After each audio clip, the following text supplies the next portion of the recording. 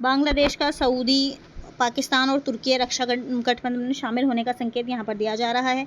जानते हैं खबर के बारे में ये क्या है। तो बांग्लादेश ने जो है वो सिग्नल्स ओपन किए हैं सऊदी, पाकिस्तान, तुर्की के डिफेंस अलायंस को ज्वाइन करने के लिए।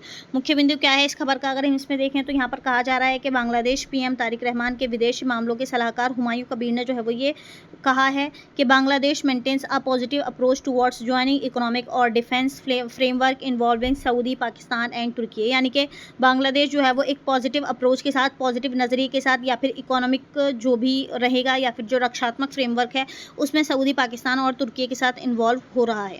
इसके अलावा अगर हम यहाँ पर देखें तो नीति का नाम इसमें क्या दिया गया है, तो बांग्लादेश फर्स्ट पॉलिसी इसका नाम जो है वो दिया गया है। राष्ट्रीय हित और वैश्विक जो व्यापार की बदलती गतिशीलता है उसको देखकर ये फैसला जो है वो लिया गया है। अगर हम इन समय भारत की प्रतिक्रिया देखते हैं तो मिनिस्ट्री ऑफ एक्सटर्नल अफेयर्स के द्वारा जो है वो कहा गया है कि India closely follows developments in West Asia.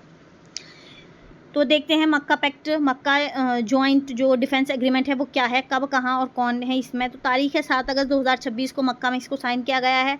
हस्ताक्षर की अगर हम यहाँ पर बात करते हैं तो सऊदी क्राउन प्रिंस MBS और जो तुर्की के राष्ट्रपति हैं एर्दोगन, इसके अलावा जो पाकिस्तान के PM हैं शहबाज शरीफ, उन सब ने जो है वो इस पर हस्ताक्षर कर दिए हैं। अगर हम जगह की यहाँ पर बात करते हैं तो मक्का अल मुहर्रम में जो है वो इस समिट पर जो जॉइंट डिफेंस है उसके ज़रिए से यहाँ पर जो है वो साइन किया गया है इस जगह पर। इसके अलावा अगर हम यहाँ पर देखते हैं तो बांग्लादेश ने भी जो है वो सऊदी और पाकिस्तान को तुर्की जो डिफेंस अलायंस है उसमें मक्का पैक्ट में हो सकता है कि बांग्लादेश में जो है वो शामिल हो सकता है। अभी जो है वो इसकी खबर यहाँ पर हुमायूं कबीर के द्वारा एक बयान में ऐसा कहा गया है। इसके अलावा अगर हम यहाँ पर देखते हैं तो मुख्य शर्त इसमें क्या लगाई गई है, जैसे कि नाटो है, नाटो जैसा यहाँ पर जो है वो मुख्य शर्त है attack on one attack on all, यानी कि अगर एक पर अटैक होता है तो ये सभी पर जो है वो अटैक माना जाएगा। तुर्की के विदेश मंत्री ने कहा है कि तकनीकी रूप से नाटो के आर्टिकल 5 जैसा जो है वो इसको माना जा रहा है। अगर हम इसके लक्ष्य की यहाँ पर बात करते हैं तो कलेक्टिव सिक्योरिटी मतलब है इसका, और peace stability in region and beyond, इस सब के बियॉन्ड जो है वो इसको माना जा रहा है। दूसरे गठबंधन की अगर हम यहाँ पर बात करते हैं तो मैरीटाइम अलायंस ये दूसरा गठबंधन है। जुलाई 2026 में सऊदी ने multi national maritime defence alliance बनाया था जिसमें 14 देश जो है वो शामिल हो चुके हैं। अगर हम सदस्य की बात करें तो सऊदी, बांग्लादेश, तुर्की, पाकिस्तान, कुवैत, बहरीन, कतर, मिस्र और जॉर्डन, इसके अलावा भी बहुत सारे देश जो हैं वो इसमें शामिल हो चुके हैं, इसके सदस्य बन चुके हैं। अगर हम इसके उद्देश्य की बात करते हैं यानी कि मैरीटाइम अलायंस का जो है वो उद्देश्य क्या है, तो रेड सी और बाब अल मंदेब, गल्फ ऑफ अडन में जहाज़ों की सुरक्षा करना जो है वो यहाँ पर इसका मुख्य उद्देश्य बताया जा रहा है। इसके अलावा अगर हम यहाँ पर देखते हैं तो बांग्लादेश ऐसा जो है वो क्यों सोच रहा है, अब सवाल जो है वो ये बना हुआ है।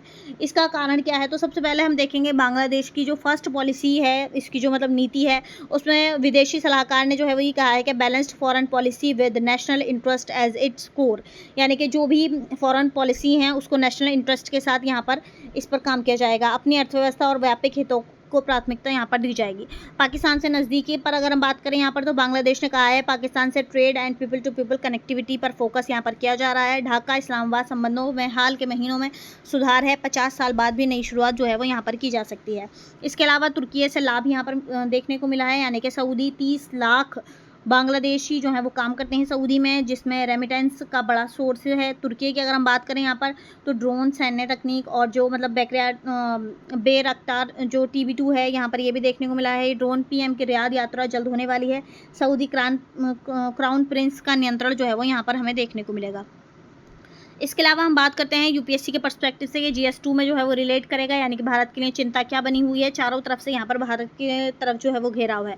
अगर हम पश्चिमी साइड से यानी बात करते हैं तो पाकिस्तान, सऊदी, तुर्की और इस्लामिक नाटो, पाकिस्तान, सऊदी, तुर्की मतलब इस्लामिक नाटो इसको जो है वो माना जा रहा है।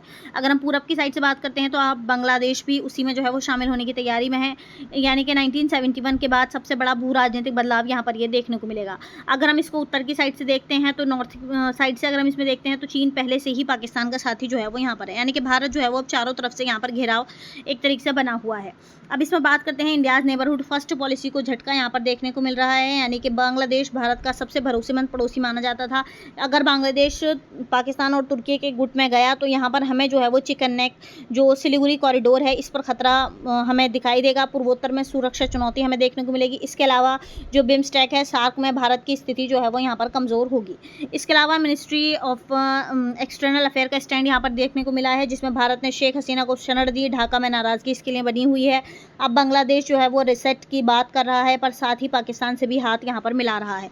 तो ये सब जो है अभी ये सवाल बने हुए हैं, इस पर जो है वो यहाँ पर हम कह सकते हैं कि तरीके से स्टैंड लिया है। इसके अलावा अगर हम इसको रिलेट करते हैं तो यूपीएससी के पर्सपेक्टिव से ये GS2 में रिलेट करेगा, जो इंटरनेशनल रिलेशन से जो है वो बताता है कि OIC और इस्लामिक दुनिया का ध्रुवीकरण हमें यहाँ पर जो है वो देखने को मिल रहा है। यानी कि सऊदी अरब पहले भारत के करीब था, अब तुर्की पाक के साथ है। इसके अलावा तुर्की जो है वो हमेशा कश्मीर पर पाकिस्तान का समर्थन करता है, यानी कि हमेशा से कश्मीर को लेकर जो भी तनाव है भारत और पाकिस्तान के बीच, तो तुर्की जो है वो हमेशा पाकिस्तान का समर्थन करता है। अब यहाँ पर अमेरिका, इसराइल और ईरान के युद्ध का असर हमें देखने को मिल रहा है, यानी कि 28 फरवरी 2026 से US इसराइल वर्सेस ईरान युद्ध स्ट्रेट ऑफ हॉर्मुज जो है वो बंद है। इसके अलावा इस कारण सऊदी को नया मैरीटाइम अलायंस बनाना पड़ा है और बांग्लादेश इसी सुरक्षा ढांचे का हिस्सा जो है वो अब बनना चाहता है। तो यहाँ पर जो है वो ये हमें देखने को मिल रहा है कि इन सब का असर भी जो है वो इस पर इनडायरेक्टली हुआ है। जैसे कि अभी हमने देखा था जो UPSC का 2D6 का एस्से का एग्जाम हुआ है, उसमें भी हमने देखा है कि इसी तरीके से जो है वो एक एस्से में फिलोसफिकल क्वेश्चन आया था कि जब दो हाथी आपस में लड़ते हैं तो घास जो है वो उसको बीच में जो घास होती है उसको रौंदा जाता है। तो ये जो है वो एक तरीके से यही कि इनडायरेक्टली जो है वो कई लोगों पर इसका असर पड़ रहा है, या कई देशों पर, यहाँ पर लोग से मतलब हमारा देश है। इसके अलावा हम यहाँ पर बात करते हैं UPSC के पर्सपेक्टिव से, ये GS3 में भी रिलेट करेगा, जो सिक्योरिटी से रिलेट करता है, यानी कि सुरक्षा से। इसमें हमें यहाँ पर जो है वो सैन्य खतरा देखने को मिलेगा, यानी कि बांग्लादेश अगर पैक्ट में शामिल हुआ तो पाकिस्तानी सेना और ISI को जो है वो बांग्लादेश में एक्सेस मिल सकता है। इसके अलावा भारत के पूरी बॉर्डर पर ड्रोन रडार की तैनाती जो है वो बढ़ सकती है। अगर हम बात करें, पहले से संकेत हैं, 60 घंटे का एयरलिफ्ट हमें यहाँ पर देखने को मिला है। तो पिछले हफ्ते तुर्की और चीन के जो हैं वो C-130 और A-400M विमान पाकिस्तान के नूर खान मसरूर बेस पर जो है वो उतरे थे। तो ये हमें यहाँ पर देखने को मिला है। इसमें ये आशंका बताई जा रही है कि ड्रोन और हथियार यहाँ पर इसके ज़रिए से सप्लाई किए गए हैं। अब सवाल ये है कि क्या बांग्लादेश के लिए फ़ायदेमंद है, यानी कि ये जो गठबंधन है ये बांग्लादेश के लिए फ़ायदेमंद है। तो हम बात करते हैं इसके फ़ायदे पर, यानी कि पॉजिटिव अगर हम पॉइंट देखते हैं तो सस्ते हथियार जो है वो इसके ज़रिए बांग्लादेश को मिलेंगे, सऊदी का पैसा मिलेगा और तुर्की से जो है वो तकनीक मिलेगी। अगर हम यहाँ पर नुकसान की बात करते हैं तो भारत जैसा बड़ा बाजार और पड़ोसी जो है वो यहाँ पर नाराज़ होगा। संविधान में धर्मनिरपेक्षता पर जो है वो बड़ा सवाल यहाँ पर इसके ज़रिए से देखने को मिलेगा। ये जो है वो इसके कुछ निगेटिव पॉइंट्स हैं। इसके अलावा जो है वो हम यहाँ पर देखते हैं जो आगे के लिए कुछ मतलब पॉइंट्स या फिर राह दिखाई जा रही हैं, जिसमें बांग्लादेश ने अभी सिर्फ इच्छा जताई है, औपचारिक रूप से शामिल नहीं हुआ है। यानी कि अभी बांग्लादेश ने जो है वो सिर्फ इच्छा जताई या फिर इसका सिर्फ बयान दिया गया है, औपचारिक रूप से अभी कोई ऐसे हस्ताक्षर की जो है वो खबर नहीं आई है। लेकिन भारत को कूटनीतिक रूप से एंगेज करना होगा। ढाका विजिट, ट्रेड और टेस्टा जैसे जो समझौते हैं उनको तेज़ करना होगा। इसके अलावा अगर हम यहाँ पर देखते हैं निष्कर्ष और कुछ पॉइंट्स रिविजन के लिए, तो सबसे पहले है क्या हुआ। तो इसमें हम जो है वो देखते हैं, यानी कि बांग्लादेश ने कहा कि सऊदी पाक तुर्की रक्षा जो गठबंधन है उसमें शामिल होने के लिए पॉजिटिव अप्रोच बांग्लादेश के द्वारा दिखाई गई है। अब ये क्यों दिखाई गई है, तो बांग्लादेश फर्स्ट पॉलिसी, पाकिस्तान से व्यापार, सऊदी से रोजगार और तुर्की से रक्षा इसके जरिए मिलेगी। अगर हम मक्का पैक्ट क्या है इसके बारे में बात करें तो ये जो है वह 7 अगस्त 2026 को 3 देशों ने इसको जो है वो एक हस्ताक्षर किए हैं, जिसमें एक पर हमला यानी कि सब पर हमला माना जाएगा। भारत पर इसका क्या असर देखने को मिल रहा है, तो पूरब और पश्चिम दोनों तरफ से इस्लामिक अलायंस हमें देखने को मिला है। नेबरहुड फर्स्ट को झटका इसके जरिए से मिल सकता है। इसके अलावा सिलीगुड़ी जो मतलब कॉरिडोर है, यानी कि चिकन नेक जिसको कहा जाता है, उस पर भी चिंता यहाँ पर बताई जा रही है।